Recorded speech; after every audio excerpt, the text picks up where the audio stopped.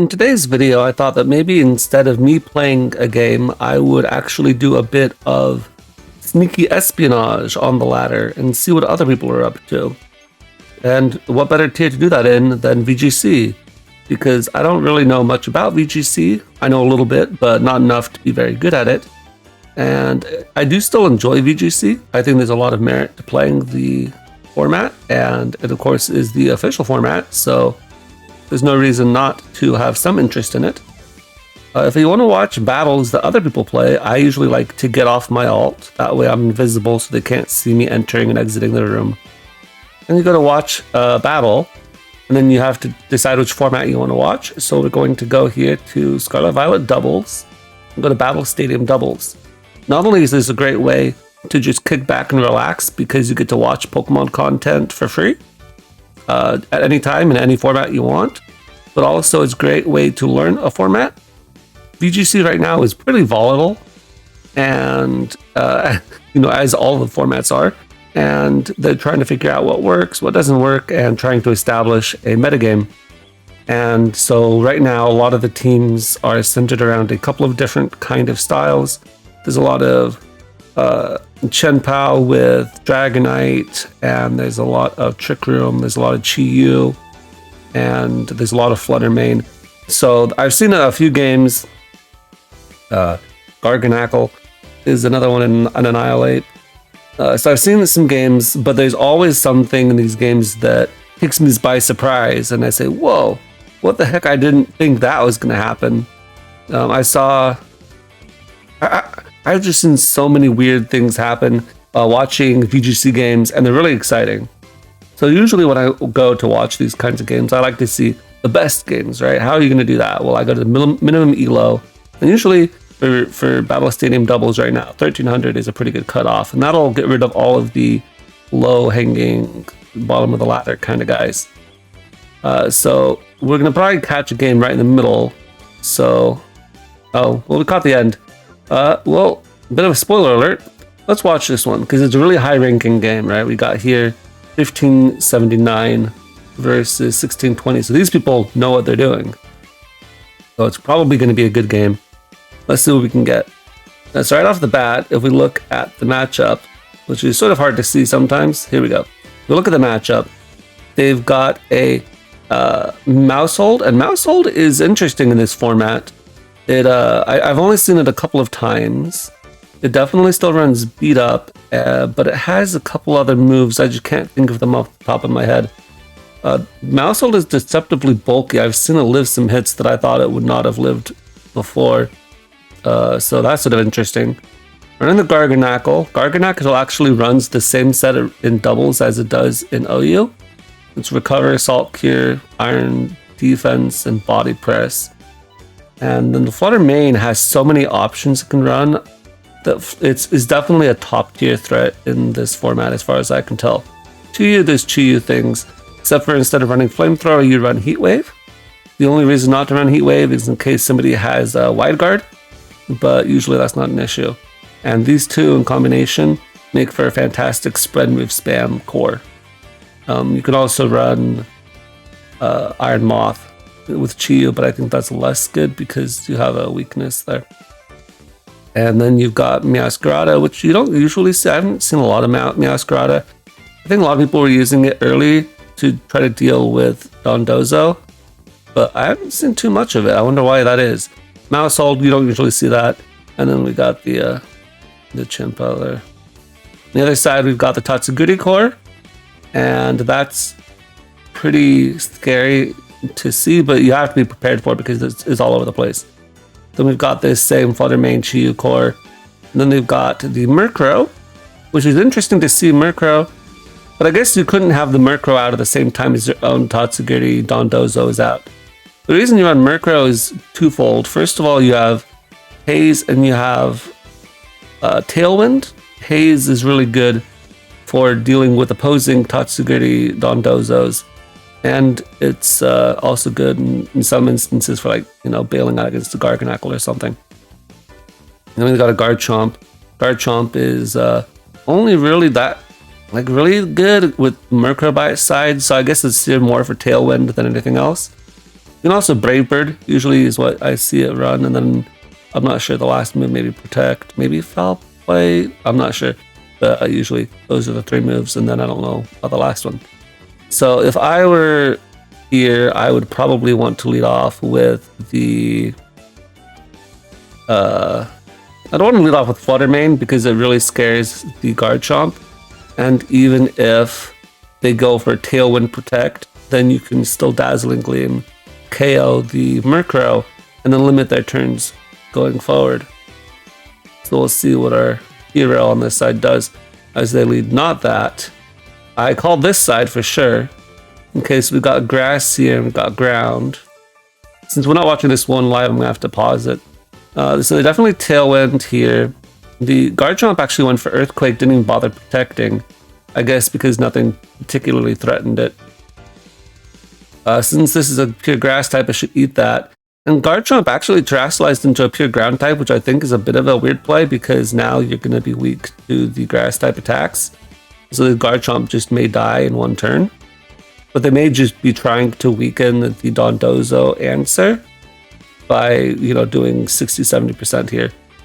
And then we'll see. That is sort of funny. This does look like Donkey Kong. They may be trying to just weaken everything so Dondozo can sweep in the end. Okay. Actually, that died in one hit. That's really strong. And then, of course, the Garchomp dies as well. And also, does Flower Trick not do contact damage? Okay. Okay, so Chi-Yu comes out. Chen Pao is going to be not too big of an issue. And so that just dies. Normally you see Chen Pao running next to Dragonite, but we didn't see that here. They are losing their Tailwind turns, so let's see if the opponent can deal with that. The Flutter Mane, this is always running Focus Sash, never runs anything else, and they kill that.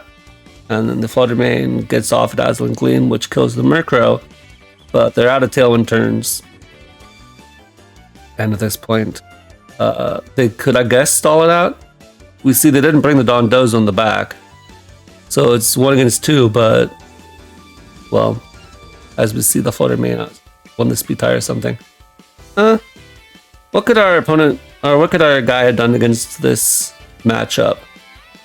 Because I think that certain things were good here. They brought the Flutter Mane, which I think was definitely, you had to bring that. And the Meowscarada wasn't a bad idea. I think maybe the Garganacl was probably not the strongest. Because Garganacl doesn't really help you too much against anything here. I think maybe instead of going with the Garganacl, they could have gone with... their own Chi-Yu have helped at all. If they got the Tailwind up, then the Garchomp was still going to outspeed and kill it. And the Maushold, I don't think has anything for it. Maybe they couldn't do anything about it. I don't know. Alright, let's see what other games we can find now. If we can find a live game, that might be a bit better. Let's take this one. Usually at the top of the ladder. Alright. Giraffrig's got Trick Room, but it may not be there to be a Trick Room mod. It may be an anti-Trick Room Trick Roomer. I don't know besides that what else it does. I don't usually see Sylveons. That's sort of interesting. Brute Bonnet and Amoonguss are actually really strong right now. You have to decide what weaknesses you have. Right here we can see we have a double dart weakness, which is sort of funny. But the advantage of Brute Bonnet is it has Sucker Punch and it's naturally faster than Amoonguss and stronger overall. So Brute Bonnet is actually really good, but a lot of times Amoonguss is still better in certain matchups. So it just comes down to your specific team. I don't know which one would be better on this team. I personally would think Amoonguss, but maybe this helps with speed control or something. I don't know. Lamore is an interesting pick. The only Lamore I saw in the past was, I think, Corrosion, and I don't think it did a lot of work, so I don't really know what it's supposed to do with doubles, but maybe they'll surprise me. So the Sylveon has a decent matchup here. I don't know what the Fergraph is trying to do here. Like I said, usually it's here for Trick Room, but this doesn't really look like a Trick Room team, right? You've got the triple dragons plus a lot of special attackers. Ground type Garchomp, they're all running ground type Garchomps. And the Flutter Mane actually was pretty weak. Did this Trick Room? Oh, it did Trick Room. Alright. So now the Garchomp is dead. It's not living Hyper Voice. You have to go into your Arcanine if you have it, if you want to live. Actually, maybe it would, because it lost its Dragon typing. Hyper Voice? Nope. Farigiraf went for Nasty Plot. I think maybe not doing that would have been the better play, because you could have gotten off a kill on the Garchomp. But now, nah. Now you're under Trick Room with two ostensibly fast Pokemon. Well, the Garchomp and Arcanine probably are still faster if you eat these to be Trick Room. And they'd be nice and bulky. Rotom Washer can be hard to break. Earthquake is an interesting tech next to Hydreigon. Then we got more nasty plotters. Yeah, I don't really think this team was well thought out. First of all, having 3 Dragon types isn't really the strongest option. Second of all, the Dragonite really just works best with Chien-Pao next to it. So, yeah, and I definitely think they would have been in a much stronger position had they attacked with their Farigiraf. I don't know what they had, but even if you'd have just gotten rid of the Garchomp only, I think you would have had a lot better chance of winning. Alright, so there's that game. Alright, let's see what this one's about. Okay, so once again we have the Dondozo Tatsugiri. We've got the Fluttermane. Oh, I think this is... Did we see this guy before? I think we saw this one. Alright, over here, we've got Armarouge. Armarouge has Expanding Force, so you'll often see it paired with the Indeedee Female. Indeedee Female is usually the preferred option. I forget exactly why. Indeedee Male and Indeedee Female get different moves. Darkspun is scary. I saw it do work the other day. I didn't think Darkspun was going to be able to do anything. But you pair with Chi-Yu, and Chi-Yu uses Lava Plume. The Lava Plume gives the Darkspun a +2 defense. Yeah, like this. So now you get +2 defense on this, plus you get to spam Lava Plume. Now, Darkspun isn't probably going to get to do too much in this game, because it is so low HP already. But that's sort of fun, still. And the Dondozo comes out, so they have Tatsugiri in the back. You would never bring Dondozo without Tatsugiri. That's one downside to it, for sure. Because once you bring the one, I know you brought the other. Well, goodbye Chi-Yu. Oh, it's Focus Sash Chi-Yu. I feel like you don't usually see that. Can they get the burn?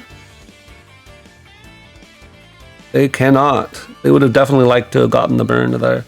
That would have definitely helped them out. Now, this is one of the reasons why I think having Haze Murkrow is really good right now. Because Dondozo is so annoying. And if you can Haze the Dondozo, it loses its initial +2s. And goes back to being just a normal Dondozo. So, I really like having Haze Murkrow right now. I've also seen a Haze Chien-Pao recently. Which I didn't even know that Chien-Pao got Haze. Really crazy. Now you can see, unfortunately, this Armarouge is probably just going to die straight up. Because Dondozo's +2. Oh, I guess not. That's a little bit surprising. Alright. Trick Room. What? Okay, no, I was not expecting that. Trick Room, Armarouge, Helping Hand, Expanding Force, and they got a crit. I don't know if that mattered. That's huge for our guy. And now you don't even have to Helping Hand. You can Expanding Force, and well, actually, you sort of have to Expanding Force here. You got enough Trick Room turns. So you Expanding Force here, and then I don't know if this has Hyper Voice or what. Oh, wow. Is that good, though? Yeah, I don't think that was good. Interesting to see the Wide Guards still go off there, even though Armarouge was already fainted. I feel like going for Expanding Force there would have been better, because you could have gotten rid of the Tatsugiri, I think. If any of you guys know VGC, you'll have to let me know. Because I think the Armarouge going for Expanding Force there, of course you don't kill the Chi-Yu, because it's a Dark type. But if you can kill the Tatsugiri, then they would have been in a much better position. But because they didn't kill the Tatsugiri or the Chi-Yu, and the Chi-Yu still went for Dark Pulse and they still died. I don't know about that one. I think they definitely choked there. But maybe, I don't know the calcs. Alright, let's get another game. And this is something I like to do just whenever I'm bored. Just come in and watch people play these games. It teaches you a lot about how VGC works. This is a very interesting team. So we see the Ndidi Armor Rouge core. We've got a Garganackle. Then we've got a few extra mons here. I don't really know what purpose they have on here. You can see this is a very ground weak team. So presumably one of these is going to terastallize into something like grass or flying. Probably grass Garganackle. You see that a lot, I feel. I saw a ghost Garganackle. In fact, we're going to see that in a replay at the end of this video. I saved one replay because it really was a cool VGC game, I thought. But yeah, definitely a ground weak team. Fire Tauros, don't usually see that. And now in terms of speed tiers, this Roaring Moon is definitely going to outspeed. So you gotta watch out for that. But Tauros does outspeed the Golden Go, so Golden Go might be in trouble from the Tauros if it goes for Flare Blitz or Raging Bull. If the Golden Go isn't Focus Sash, which I feel like most are not Focus Sash, then it could die in one hit. And then the Roaring Moon is Booster Energy, so we know that that's not Focus Sash. And the problem with that, though, is that Chien-Pao probably doesn't one-shot it, I don't think. Especially if they terastallize into something like that. Yeah, there you go. Oh, Tailwind, okay.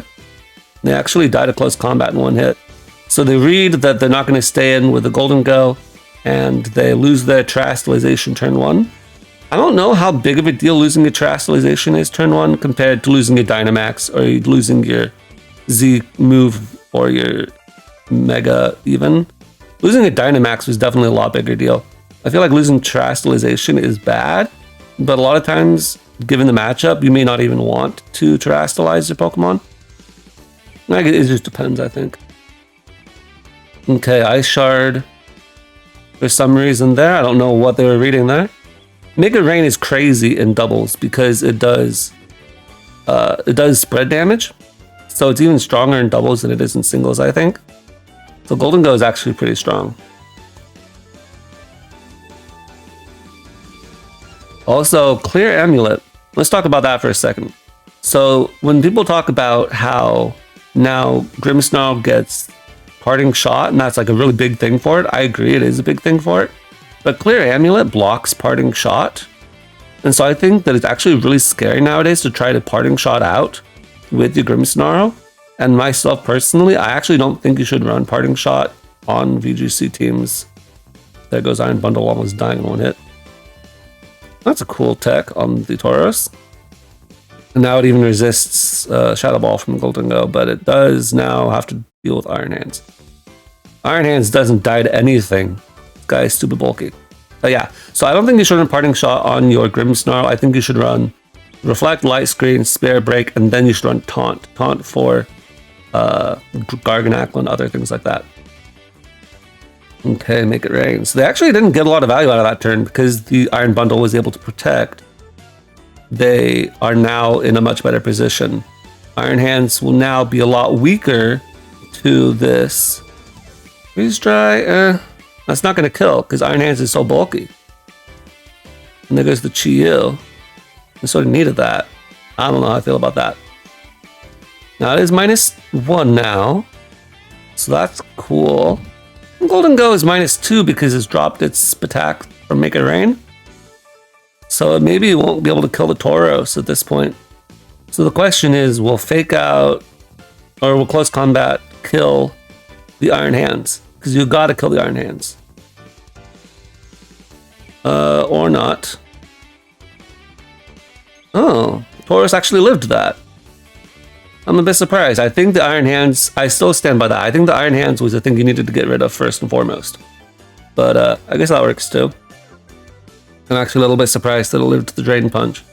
I'm just used to seeing Iron Hands living every hit and then killing back with the Drain Punch. Alright, good game.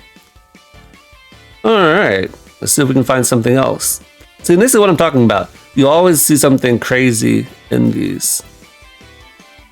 Okay, so let's go back to this. Okay, so we've got King Glue, which I don't really like so much. You gotta watch out for Gothitelle. Gothitelle, of course, can trap you. And normally you see Gothitelle alongside Flutter Mane, and Flutter Mane will have Mean Look, or not Mean Look, will have Perish Song, and Gothitelle will have Fake Out. So you can Perish Trap people, but that doesn't seem to be what they're doing here. On this side, we got the Mouse Hold, and we've got Iron Tusk, actually, or a Great Tusk. Let's see what we're going with. So Talonflame, Annihilate. So this will have Tailwind, and both of these will probably bulk up turn 1. What? Normally these Tailwind turn 1 and bulk up. And having Water type Annihilate is pretty common. Trick Room. Maybe they saw Trick Room and they knew that Tailwind would be bad for them. Bulk up again as they taunt. Sensible.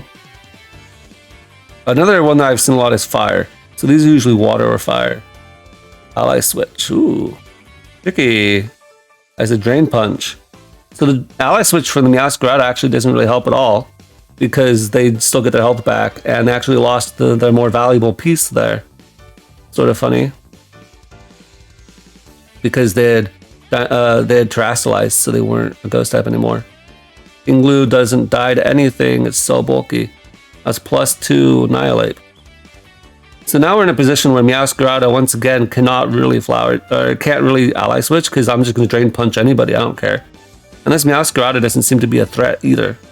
Flower Trick, Ally Switch, Taunt, well, like, what do I care? And Annihilate has Defiant, so you can't even Intimidate Shuffle.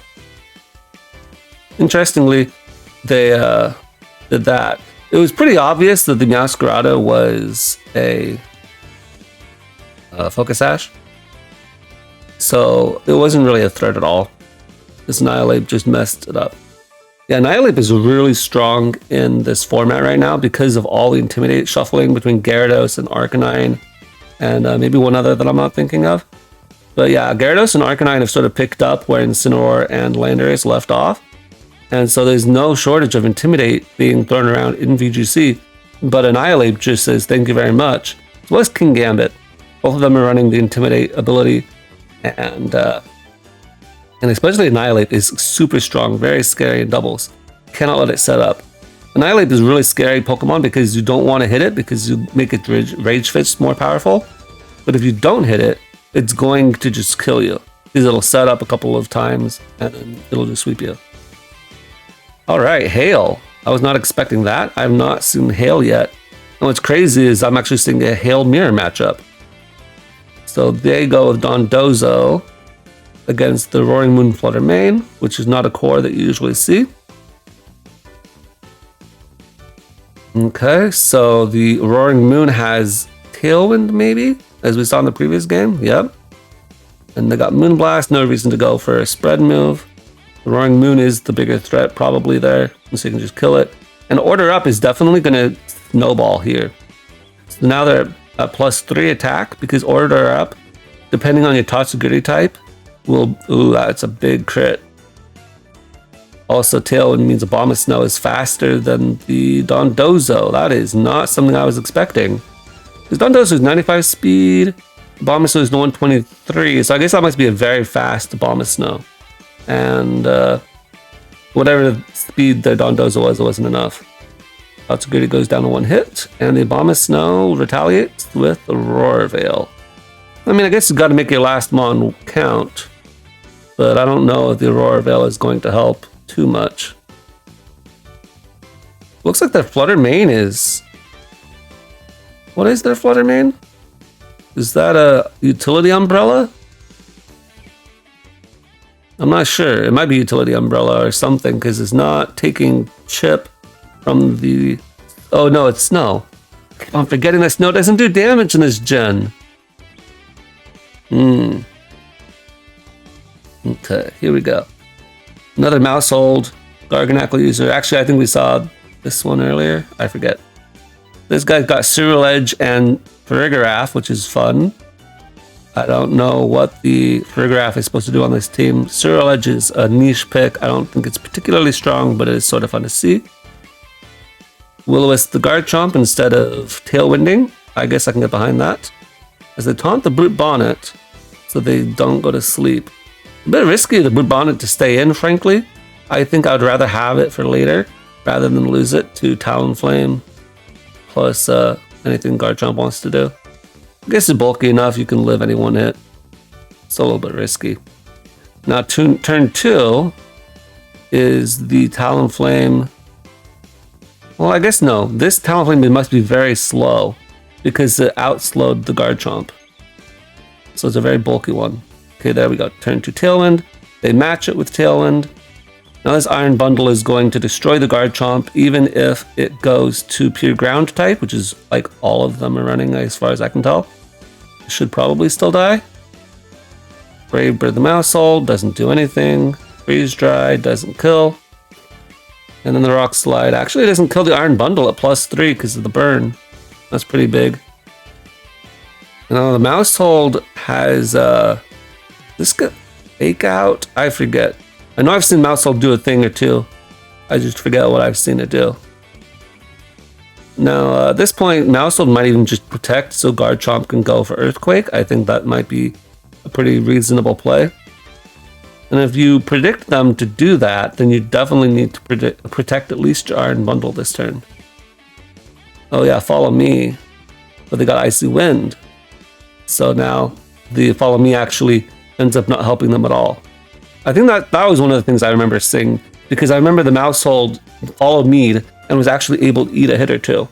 I wonder if they're running like max HP, max speed. That might be a thing.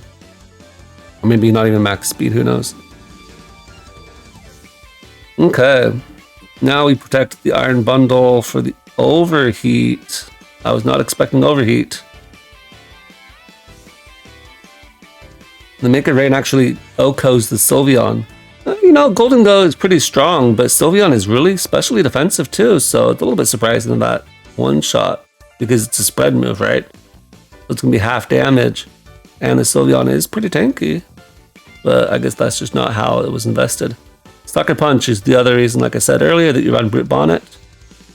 And yeah, Iron Bundle, I don't know if they needed to protect there, because they could have just outsped and killed, but yeah. The Sucker Punch, usually, I feel like it doesn't do too much. It's, which is one of the reasons why I still think I like Amoonguss better than Brute Bonnet. Because Sucker Punch is really cool, right? But there's a lot of bulky Pokemon, like Dondozo, like Garchomp even, and you're not doing too much damage with the Sucker Punch even when you do have it, I feel. But in this instance, you can see that it did work on the Golden Go. Maybe it's also good for the Flutter Mane. I wonder how much it does to Flutter Mane. Maybe you can EV kill or something there. Alright, let's look at this one replay that I saved while I was looking at battles earlier today. I thought this was a really interesting game. So all these VGC games usually last, you know, just a few turns. But looking at this team matchup, we can see already that this is going to be a slower game, because we have Grimmsnarl, which will set up screens, and then you normally see offensive Pokemon next to it. And there are offensive Pokemon here. You have Annihilate, you have Flutter Mane, and Scizor can be offensive. But you also see Garganacl and Wo-Chien, and both of those Pokemon are very bulky, very slow to get going. And on the other side, we have Tinglu and Garganacl, and Arcanine, and Amoonguss, and Gastrodon. So these are very bulky teams, and we'll actually see a bit of VGC stall here, or something approximating VGC stall. So we got Garganacl Annihilate turn 1 against Amoonguss Arcanine. Now the Arcanine Intimidate doesn't hurt the Garganacl at all, and Annihilate says thank you for the boost, and we go from there. Now if the Annihilate is grass type, then the Amoonguss doesn't hurt it at all. And if the Annihilate is fire type, then the Arcanine can't burn it. So that we have to note that the Arcanine cannot burn the Garganacl, and the Amoonguss can't spore the Garganacl. So the Garganacl doesn't really have to worry about anything here. So the Gastrodon switches out from the Arcanine, and we see this. That was the first thing that surprised me. Final Gambit Annihilate. You don't usually see Final Gambit Annihilate. And the Annihilate removes the Gastrodon from the equation, which is huge because Gastrodon has a lot of really annoying things like Yawn or Earth Power for Garganacl, and could definitely help in the stall effort. So Annihilate taking it out turn 1 is pretty big. Actually, Yeah, one thing I guess I didn't notice is that the Annihilape's attack fell and didn't get raised. So this was not Defiant Annihilate. It must have been Inner Focus or maybe Vital Spirit because it didn't want to get put to sleep. I'm not sure why you'd be Inner Focus because if you're a Ghost type, you can't get faked out. Maybe they just didn't think to use Defiant for whatever reason. I'm not sure about that. But yeah, Final Gambit turn 1. That was a bit of a surprise. So now it's Garganackle versus Amoonguss, and they are in defense because they don't care about the Amoonguss. It can't do anything. I'm sure the Amoonguss there was not trying to spore a Garganackle, but after the Annihilate killed itself, that's just where the spore went. So now the Wo-Chien comes out against Garganackle of their own. And now we're going to see Leech Seed plus Salt Cure. So this Garganackle really doesn't want to stay in. Clear Smog the Garganackle does not do anything really at all. And so now this Garganackle does have Recover, but it's taking tons of chip from the Leech Seed and Salt Cure. Fluttermane comes out as they Salt Cure the Amoonguss as well. Clear Smog isn't going to do anything. And the Body Press goes into the Fluttermane, which was a Dark type Wo-Chien before. So that's why this Fluttermane came out. It's not necessarily here because they want to do damage, but they're just trying to stall him out, right? This Garganackle is taking stupid amounts of chip per turn. Again, they do have Recover, but they can't just stay in and spam Recover. That's not going to win you the game at all. So this Garganackle is going to be forced to switch, and this Fluttermane switch doesn't do too much. It just helps in terms of stalling. All right, this Garganackle, I believe, switches this turn back into the Arcanine. Yep, because now we know the only Pokemon they have left. And here, the Garganackle goes into a Ghost type. And this is huge because the only Pokemon left on the field are an Arcanine, which can't really do too much to a Garganackle, even if they have something like Snarl. Garganackle is especially defensive, and Arcanine is not a Dark type. It's not really even a special attacker. It's not going to do anything. The Garganackle has Body Press. That's the thing they want to avoid. Since they have a Ghost type out, what am I going to Body Press? I'm going to Body Press the Rock type. I turn into a Ghost type, now I can't do that anymore. The Amoonguss still can't Spore you. Clear Smog is resisted, and if you had Giga Drain or something else, well, now not weak to it. So having a Ghost type Garganackle is actually really big. So that's a really cool thing to see. Shadow Ball does a lot to the Amoonguss, and Body Press does nothing to the Amoonguss. As they Spore the Fluttermane, that's fine. Remember, there's no Sleep Clause in VGC, so having that be asleep is annoying. As the Arcanine goes for Snarl, that does nothing to anybody involved. So they start Salt Cure the Garganackle, and so the Garganackle is pretty low. Wo-Chien lowers the attack of everybody, but notwithstanding, the Arcanine still does over half to it, which is insane to me. Now everybody's Salt Cured, right? This Garganackle turns into a Grass type, so we can see a difference in the team builder. Where this Garganackle now is Grass type, in theory that means that it can't be Leech Seeded or whatever, but that also means it's still susceptible to Body Press, whereas this guy can't be Body Pressed. Let me see. Wanted to make sure I just didn't miss anything.